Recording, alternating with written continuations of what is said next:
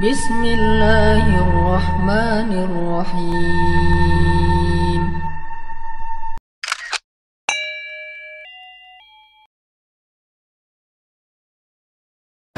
Kunci pertama mencari rizki adalah bertakwa kepada Allah. Takwa. Kita sering dengar khatib Jumat selalu memberikan wasiat kepada takwa, dan itu termasuk rukun khutbah Jumat, harus memberikan wasiat kepada takwa. Tapi sayangnya orang-orang lebih mementingkan cari rizki lewat kantornya, lewat tempat usahanya, daripada bertakwa kepada Allah datang sebelum khatib naik mimbar. Antum bisa lihat berapa persen orang yang datang setelah khatib naik mimbar dan sebelum khatib naik mimbar. Lebih banyak mana? Jamaah, lebih banyak mana? Yang datang setelah khatib naik mimbar, sehingga dia tidak pernah dengar wasiat khatib. Ya ayyuhalladzina amanu taqullaha haqqa tuqatih wa la tamutunna illa wa antum muslimun. Tidak pernah mendengar khatib berwasiat usikum bitaqwallah faqad fazal muttaqun. Nggak pernah.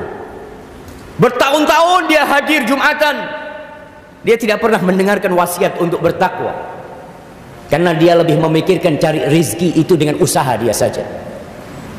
Jamaah, yang bagi rizki itu bukan kantor, yang bagi rizki itu bukan atasannya, bukan bosnya, tapi Allah Rabbul Alamin.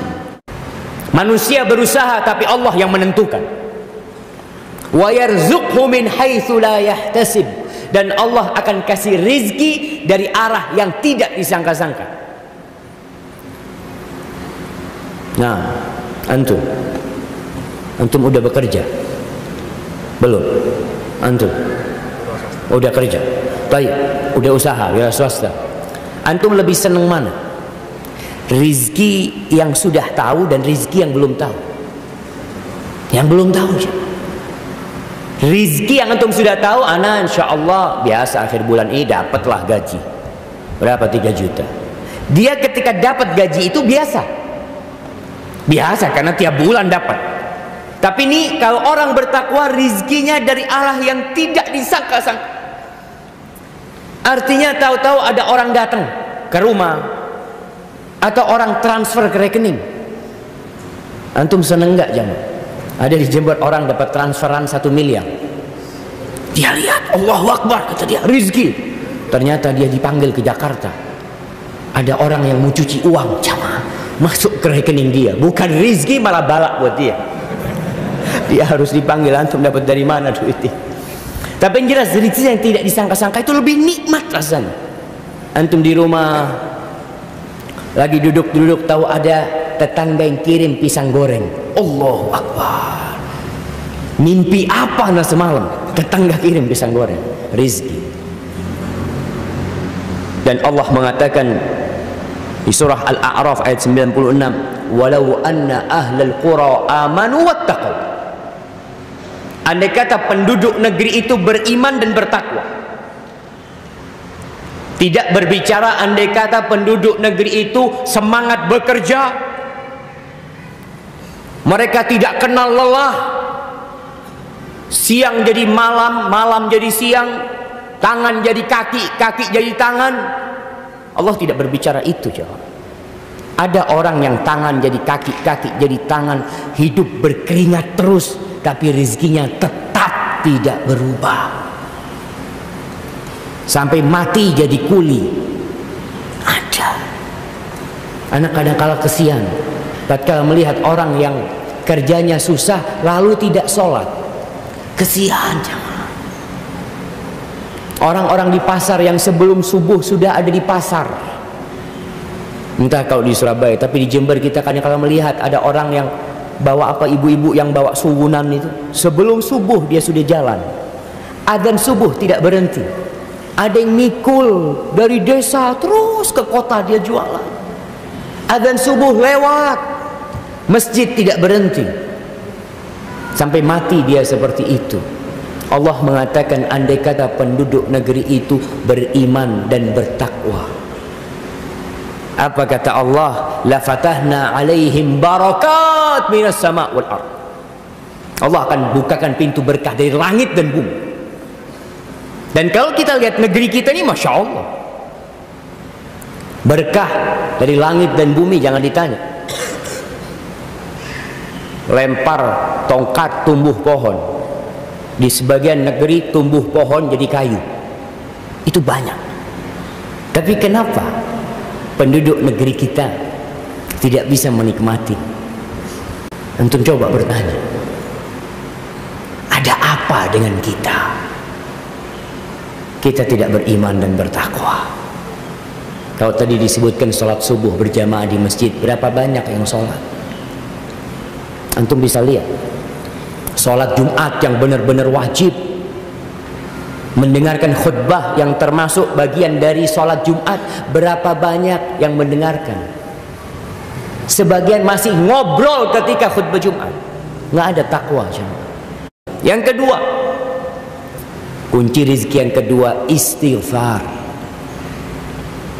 Bagaimanapun kita berusaha bertakwa, kita manusia, kita pasti berbuat dosa. Itu sudah menjadi kodrat manusia. Bahkan kalau kita nggak ada yang berbuat dosa, dunia ini akan dikosongin sama Allah Jalla Jalaluhu. Allah akan datangkan makhluk yang lainnya yang berbuat dosa. Kata Rasul sallallahu alaihi wasallam, "Lau lam tudhnibu la dhahaballahu bikum." Andai kata kalian tidak berbuat dosa, Allah akan hilangkan kalian. Allah akan kosongkan bumi ini. Wala jaa biqaumin akharin yudhnibun fayastaghfiruna Allah fayaghfir lahum. Allah akan datangkan manusia-manusia yang lain, kaum yang berbeda, yang kemudian mereka berbuat dosa dan mereka beristighfar dan Allah mengampuni dosa-dosa mereka. Dan ternyata orang yang bertakwa itu ahli istighfar. Rasulullah sallallahu alaihi wasallam dalam sehari berapa kali istighfar? 100 jam. Kita berapa kali istighfar? Ustaz, anak mau istighfar, alhamdulillah hari ini anak nggak berbuat dosa, Ustaz. Subhanallah. Ini modelnya manusia sekarang. Sok suci, sok tidak punya dosa, istighfar.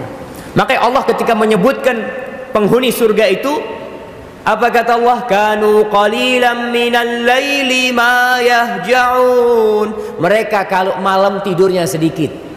Itu penghuni surga. Ngapain tidurnya sedikit? Ngapain jamaah? Nonton bola. Ada orang-orang yang tidurnya sedikit berangkat ke kafe, karaoke, klub malam, di alun-alun. Anak kadang-kala bingung. Kadang-kala anak naik kereta yang jam 1 malam. Itu anak berangkat dari rumah, di alun-alun Jember itu banyak pemuda-pemudi cangkruan. Saya lihat, ya Allah, apa yang dicari mereka? Surga? Bukan tentunya. Masa cari surga di alun-alun ya?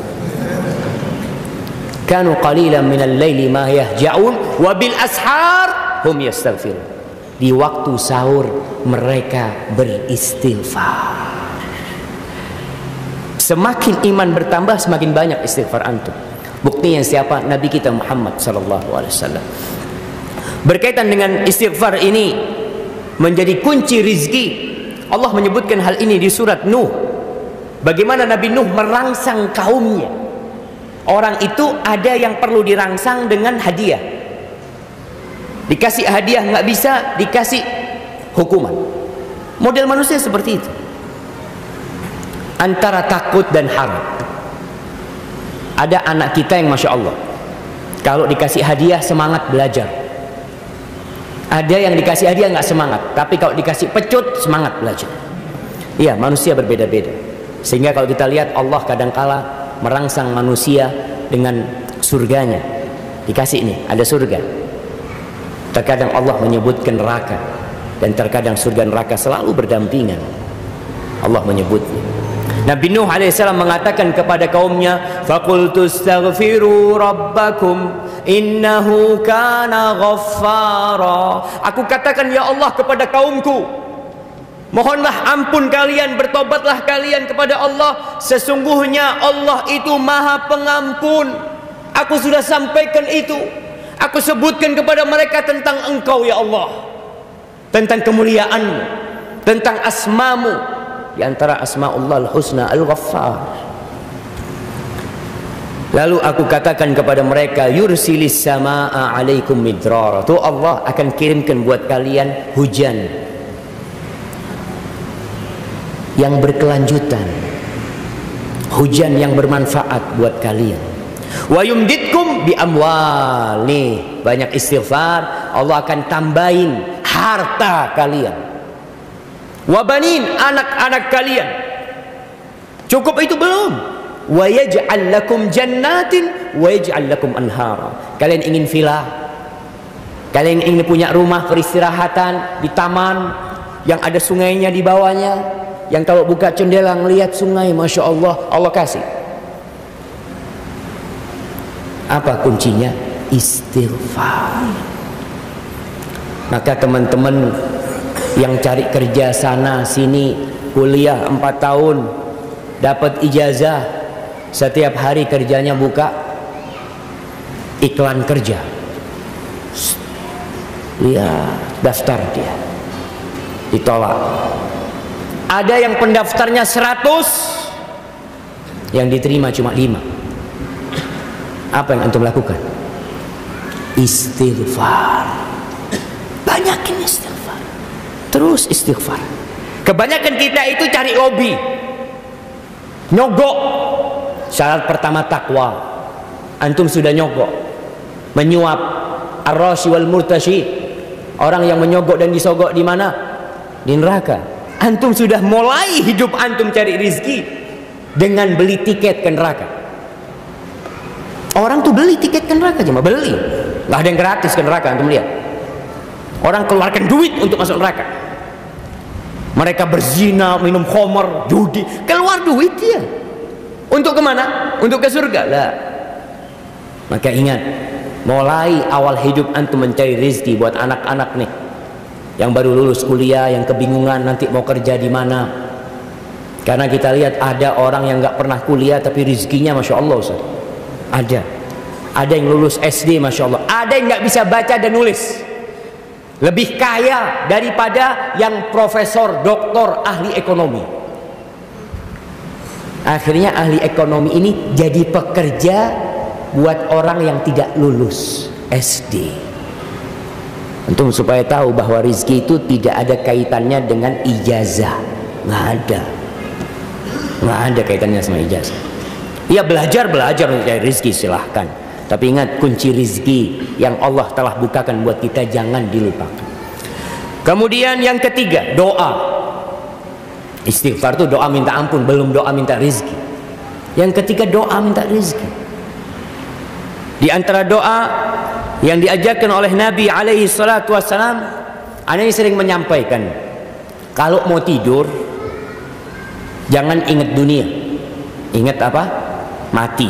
Doanya orang yang mau tidur apa? Bismillahirrahmanirrahim, amutu wa ahya, mati dan hidup. Tapi ternyata tadi malam ana baca doa ini, Nabi SAW mengajarkan kepada kita doa ingat hutang sebelum tidur. Kenapa?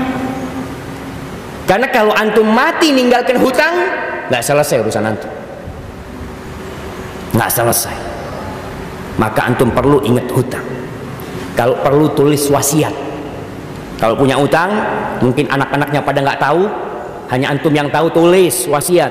Bapak punya utang sama fulan, bapak punya utang sama fulan. Kenapa? Karena orang yang mati syahid semua dosanya diampuni kecuali hutang. Ini berkaitan dengan kematian. An Suhail mengatakan, kana Abu Saleh ya'muruna. Abu Saleh ini nyuruh kita kalau kita mau tidur agar kita miring ke kanan kemudian baca doa. Apa doanya? Allahumma rabbas samawati wa rabbal ardi wa rabbal arsyil azim. Ya Allah, Rabb pemilik langit yang 7 lapis, pemilik bumi, pemilik arsy yang besar, wa rabba kulli syai. Engkau Rabbnya segala sesuatu. Faliqal habbi wan nawa. Engkau yang membelah biji. Kita lihat beras itu atau jagung itu atau apa saja terbelah kemudian muncul. Antum kalau melihat biji apa? Biji durian. dia tidak akan tumbuh kecuali terbelah dahulu. Siapa yang membuat dia terbelah? Allah, faliqal habbi wan nawa. Nawa itu kurma. Antum kalau lihat kurma itu keras, beda sama biji rambutan.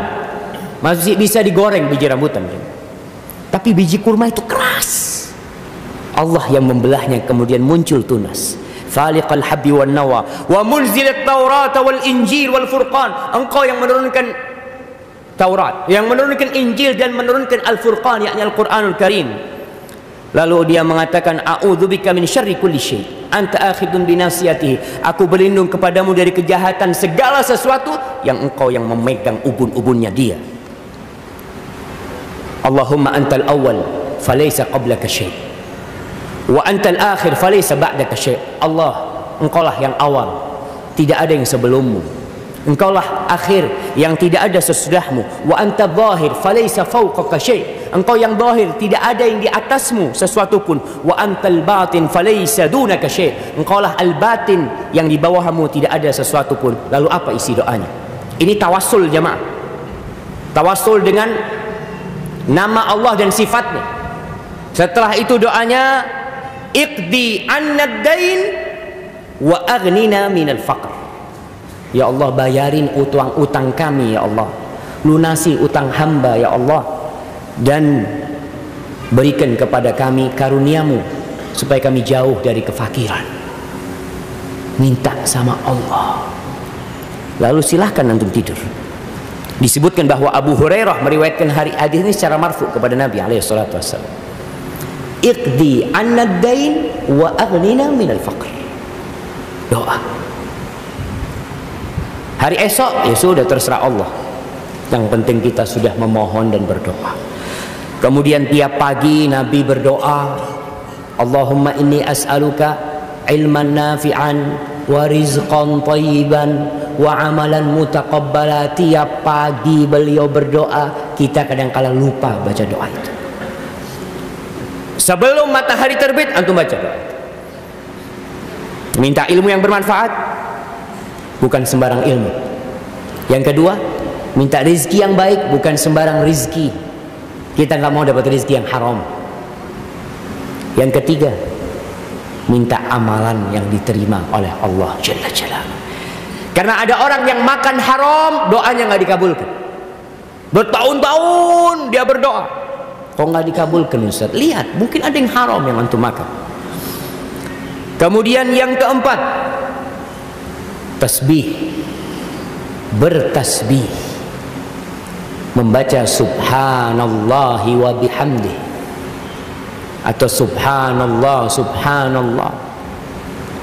Rasulullah sallallahu alaihi wasallam dalam hadis yang diriwayatkan oleh Imam Al-Hakim dan disahihkan oleh Syekh Albani, beliau mengatakan, inna nabiyallah Nuhan sallallahu alaihi wa ala nabiyina wasallam, sesungguhnya Nabi Nuh alaihissalam ketika ajal datang menjemput beliau, qala libnihi, Nabi Nuh berpesan kepada anak-anaknya, inni qasun alaikal wasiyah, aku akan beri cerita kepadamu sebuah wasiat.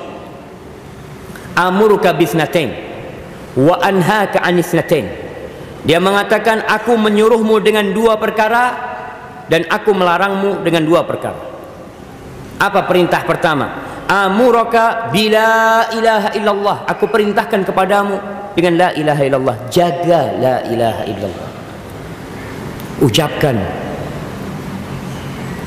dan amalkan konsekuensi dari la ilaha illallah. Siapa yang tidak bisa mengucapkan la ilaha illallah? Burung beo kalau diajarin la ilaha illallah bisa. Burung kakak tua kalau diajarin la ilaha illallah bisa. Tapi apa yang membedakan la ilaha illallahnya dia dengan la ilaha illallahnya seorang muslim? Apa bedanya jemaah? Kita dituntut untuk memahami artinya, melaksanakan tuntutan dan kandungan la ilaha illallah, bukan sekadar mengatakan la ilaha illallah. Makanya ada orang yang mengatakan la ilaha illallah tapi dia benci sama Allah. dia tidak menerima aturan Allah, dia tidak tunduk dengan la ilaha illallah, berarti bohong antum mengatakan. Orang-orang munafikin, Masya Allah, apakah mereka tidak mengatakan la ilaha illallah? Mereka bersalaman dengan Nabi, tangannya menyentuh tangan Rasulullah sallallahu alaihi wasallam. Antum baca surat Al-Munafiqun, idza ja'akal munafiquna qalu nashhadu innaka la rasulullah wallahu ya'lamu innaka la rasuluh wallahu yashhadu innal munafiqina lakadzibun. Bohong, syahadatnya bohong, la ilaha illallahnya bohong, dusta. Maka ketahui, mengucapkan la ilaha illallah itu mudah, tapi konsekuensi dari la ilaha illallah itu yang dituntut. Antum tahu dokter itu ada sumpahnya, pejabat negara itu ada sumpahnya, bahkan kita lihat disumpah dengan Quran. Apakah omongan mereka itu benar atau bohong? Nanti dilihat di amalannya. Bagaimana seorang hakim MK yang akhirnya berkhianat? Ajib, ketuanya berkhianat. Mana sumpah? Itulah yang kita katakan, kalau ngomong semuanya bisa. Nabi Nuh ketika mengatakan kepada anaknya, aku perintahkan kepadamu dengan la ilaha illallah, apakah anaknya tidak mengatakan la ilaha illallah? Anaknya mengatakan. Tapi perintah ini dalam maksudnya, bukan hanya ucapan di lisan. Aku perintahkan dengan la ilaha illallah, fa innas samawat sab, sesungguhnya langit yang 7 lapis, wal aradhin sab, dan bumi yang 7 lapis, law wudi'at fi kiffah, kalau ditaruh di daun timbangan yang satu, langit yang 7 lapis dengan bumi semuanya ditaruh di daun timbangan, dan la ilaha illallah ditaruh di daun timbangan yang satunya, malat bihinna la ilaha illallah, tentunya la ilaha illallah akan lebih berat dari sana. Kemudian yang terakhir, sudah jemaah, dari kisah Nabi Adam ini, karena kita masih banyak ini yang perlu kita bahas. Pesan Nabi Adam kepada putranya mengatakan wa subhanallah wa bihamdi, dan ucapkan subhanallah wa bihamdi, fa innaha salatu kulli syai. Sesungguhnya subhanallah wa bihamdi itu salatnya segala sesuatu. Salatnya binatang-binatang, salatnya pepohonan. Karena kita tahu yusabbihu lahu ma fis samawati wa ma fil ardh. Bertasbih kepada Allah yang di langit dan di bumi. Segala sesuatu bertasbih. Sampai kerikil pun bertasbih, salat mereka. Maka Nabi Adam mengatakan bahwa subhanallah wa bihamdih itu salatnya segala sesuatu. Nabi SAW pernah memegang kerikil, dan para sahabat mendengar tasbih dari kerikil tersebut. Terus Nabi Nuh mengatakan apa? Nabi Nuh mengatakan wa biha yurzakul khalqu, dengan subhanallah wa bihamdih hamba dapat rizki. Maka antum banyak-banyak membaca subhanallah wa bihamdih. Para ulama menyingkap, kenapa kok subhanallah wa bihamdih bisa membuka rizki? Dengan 2 hal. Yang pertama, dengan subhanallah, yaitu menyucikan Allah dari segala kekurangan. Yang di situ ada unsur menetapkan kalau Allah Ar-Razzaq, Allah yang memberi rizki. Karena kita lihat ada orang-orang yang cari rizki di tempat pesugihan. Ada. Dia tidak menyucikan Allah, meyakini ada dewa dan dewi yang bisa memberikan rizki kepada dia, penunggu-penunggu. Maka seorang yang mengatakan subhanallah, sekali lagi itu bukan hanya ucapan di lisan, tapi keyakinan kalau Allah itu suci dari segala kekurangan. Yang kedua, dari wa bihamdih, kita memuji Allah, bersyukur kepada Allah. La in syakartum la azidannakum. Kalau kalian bersyukur, aku akan tambahin.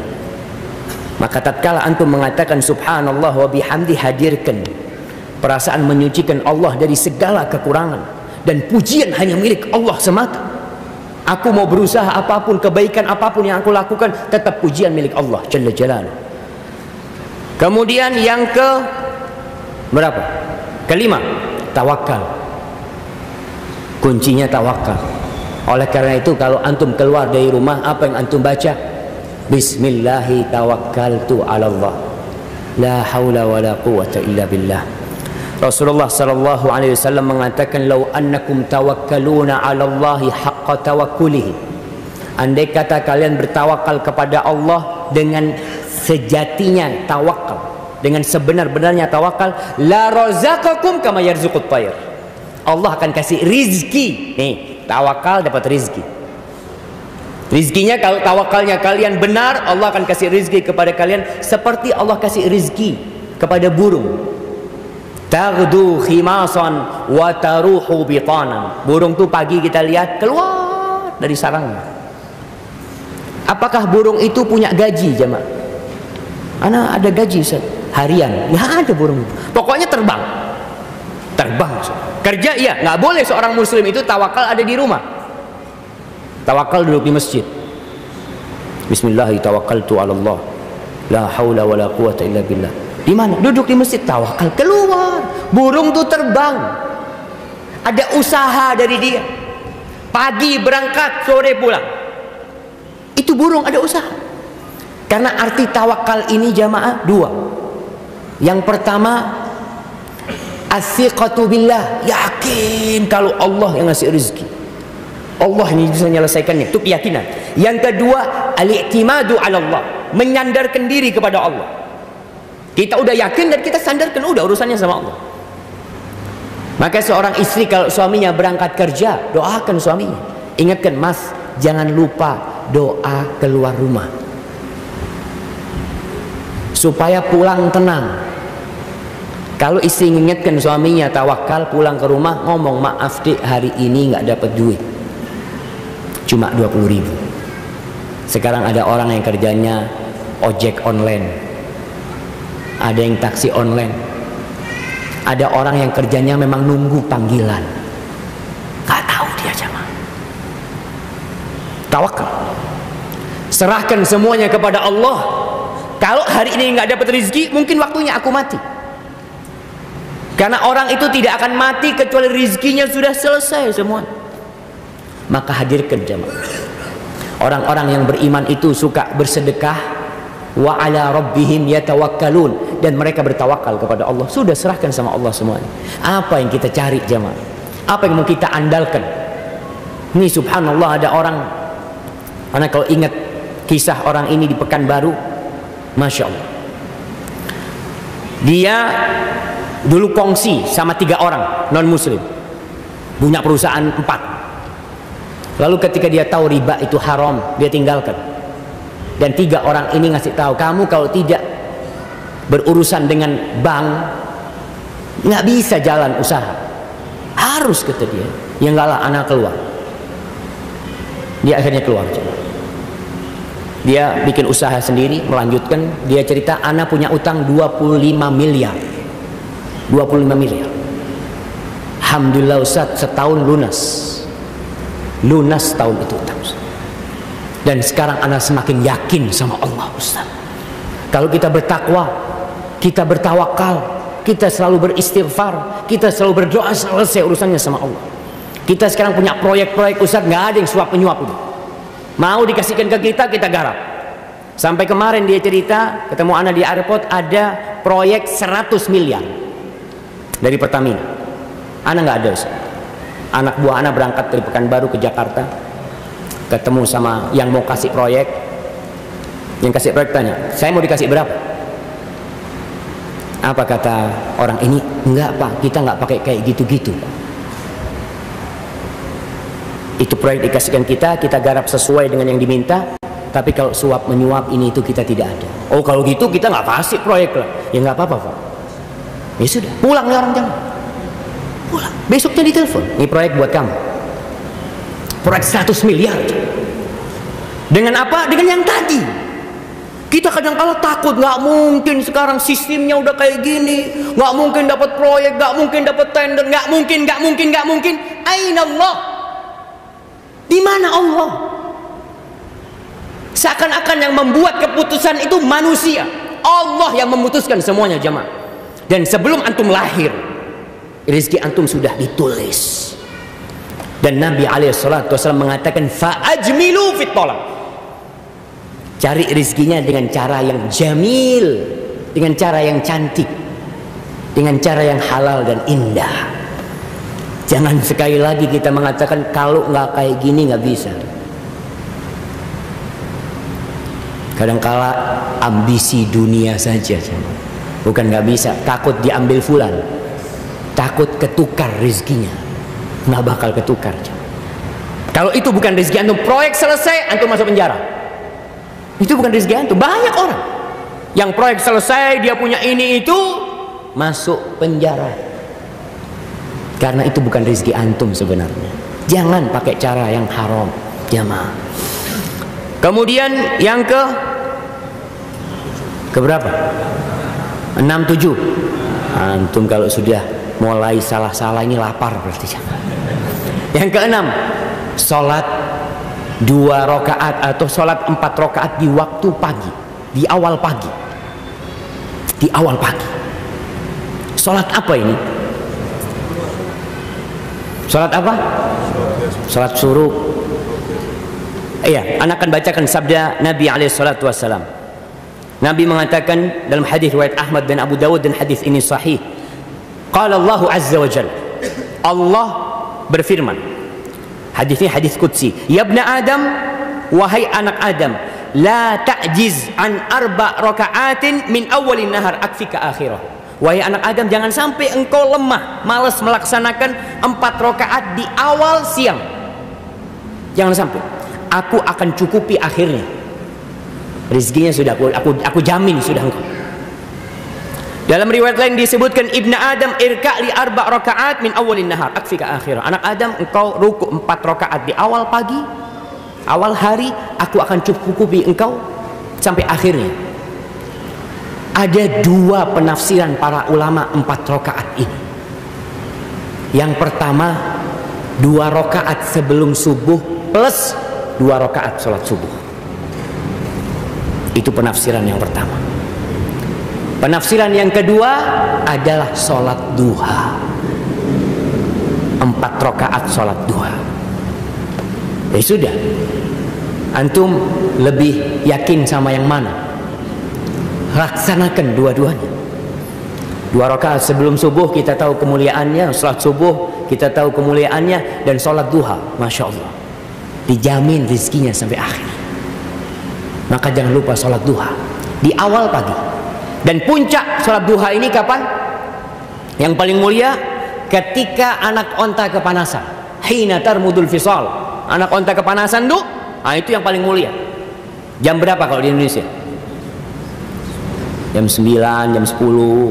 Orang lagi rame-ramenya tokonya ya. Lagi tegang-tegangnya. Makanya sholat itu disebut dengan sholatul awwabin. Sholatnya orang-orang yang balik kepada Allah. Karena tatkala sibuk dunia, dia balik sama Allah. Dia balik karena dia tahu ini semua Allah yang kasih. Ada orang yang takut jemaah mau balik sama Allah. Kita usahakan sholat duha ini supaya rezekinya lancar. Yang ke-7, menikah. Gimana? Benar jemaah, menikah. Jadi Allah Jalla Jalla berfirman di surat Nur ayat 32, wa ankihul ayama minkum was-salihina min ibadikum wa imaikum in yakunu fuqara yughnihimullahu min fadli wallahu wasi'un alim.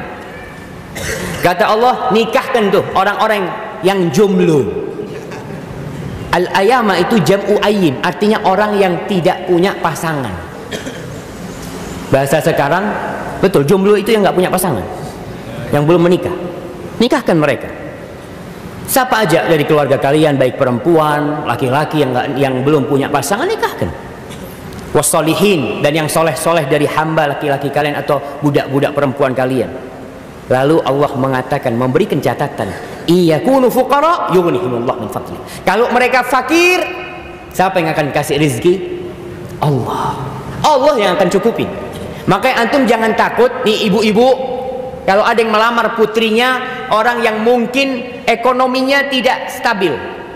Jangan takut. Kenapa? Kalau dia orang soleh, Allah akan cukupi rizki. Ada sebagian yang lebih percaya dengan kekayaan menantunya.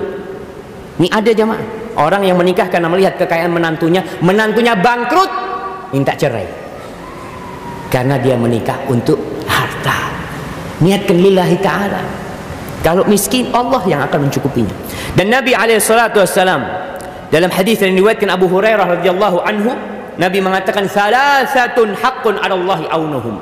Ada 3 orang yang Allah pasti membantu mereka. 3 orang. Yang pertama, al-mujahid fi sabilillah, orang yang berjihad di jalan Allah. Yang kedua, al-mukatib alladhi yuridul ada, budak yang ingin membebaskan dirinya, yang bayar, yang membeli dirinya sendiri. Yang ketiga, wan nakih alladhi yuridul afaf, seorang yang menikah untuk menjaga kehormatan dirinya. Jadi antum kalau niat nikah untuk menjaga kehormatan dirinya, lalu antum nggak punya uang, nggak punya duit, datang sudah bismillah. Datang, cari mertua yang soleh, cari calon istri yang soleha juga. Bukan kecantikan, karena banyak kita lebih memilih kecantikan daripada kesolehan.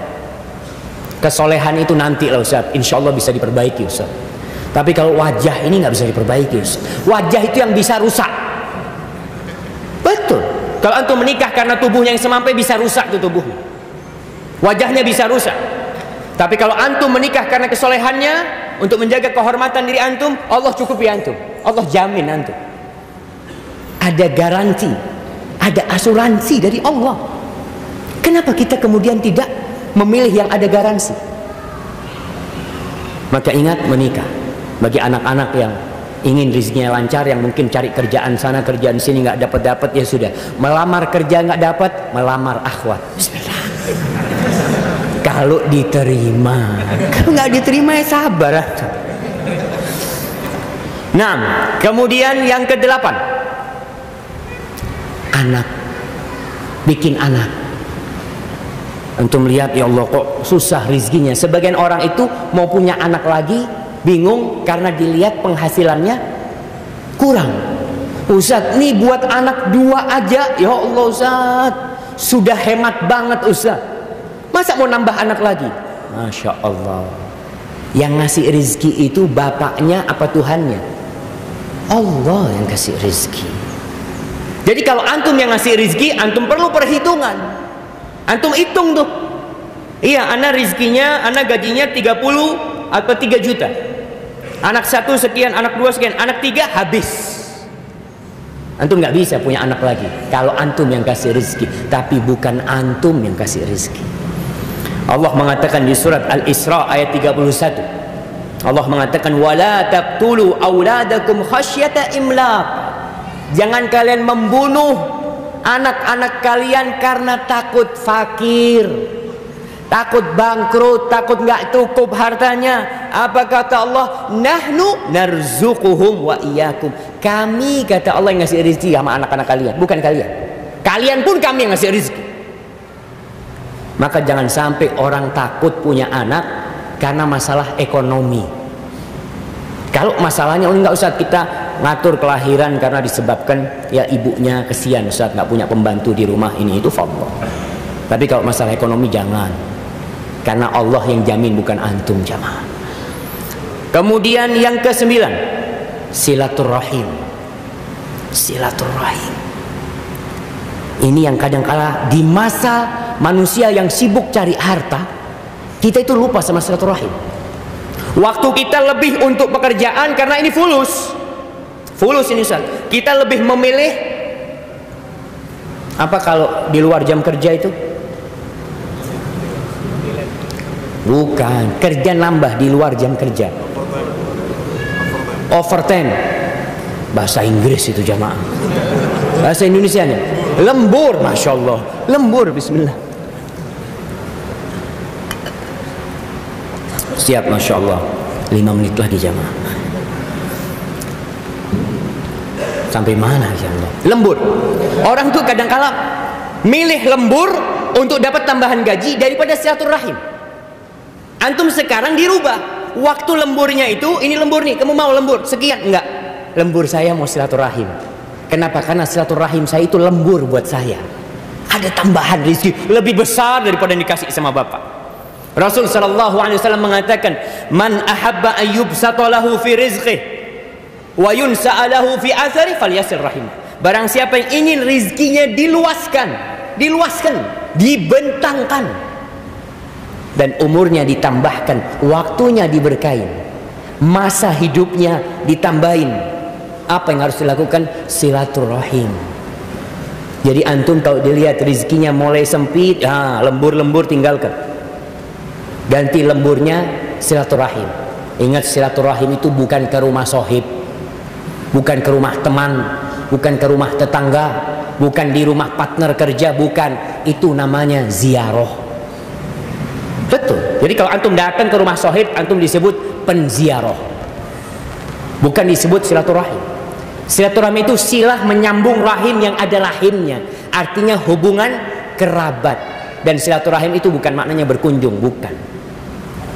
Maknanya menyambung bisa dengan uang, menyambung bisa dengan telepon, menyambung bisa dengan membantu, memberikan santunan, menyambung bisa dengan berkunjung, atau apa saja. Kemudian yang terakhir, alhamdulillah, yang ke-10, sedekah. Ternyata sedekah itu pintu rezeki. Antum kalau punya duit 10 juta, sedekah 1 juta bukan berkurang duit antum. Ini tambahan dari Allah. Allah mengatakan, in tuqridullaha qardan hasanan yudha'ifhu lakum wa yaghfir lakum. Kalau kalian ngutangin Allah, kita tuh kalau ada investasi, orang taruh sini duitnya Pak, 100 juta dapat tiap bulan 30 juta. Kira-kira banyak nggak yang investasi? Ngantri jamaah sampai OJK itu kewalahan mendapati investasi bodong kayak gini, tapi orang suka. Kita bingung, Ustaz. Kita udah kasih tahu investasi kayak gitu itu bohong semuanya, tapi orang tetap berambisi. Karena kok bisa bohong? Saya dapat terbukti bulan pertama dapat 30 juta, bulan kedua 30 juta, bulan ketiga 100 juta hilang. Itu yang terjadi. Nih Allah nawarin investasi, utangin duit kalian kasih Allah. Apa yang terjadi? Yudha'ifhu lakum. Allah lipat gandakan, bukan persentase, bukan. Kalau persentase kan 50%, ini dilipat gandakan. Antum kasih 10 juta, kita kasih 20 juta. Kita lipat gandakan jadi 700 kali lipat. Itu janji Allah. Ditambah lagi diampuni dosa-dosa. Maka antum setiap saat lah, setiap pagi antum sedekah, keluarkan duit, bismillah. Berangkat kerja, sebelumnya udah berdoa, sebelum subuh sudah istighfar, sudah sholat 2 rakaat sebelum subuh, sholat subuh, keluar rumah baca doa tawakal sama Allah Jalla Jalaluh. Kemudian setelah itu berbagi, antum sedekah sama orang. Pulang dari kerja silaturahim, datang ke rumah ayahnya bawa tahu goreng, bawa apa, ayah gimana kabarnya ayah, kepada keponakannya, kepada kakaknya, adiknya. Insya Allah rezeki antum diluaskan sama Allah. Selain kita tetap berusaha. Hadza wallahu a'lam bishawab, itu yang bisa kita kaji pada kesempatan kali ini.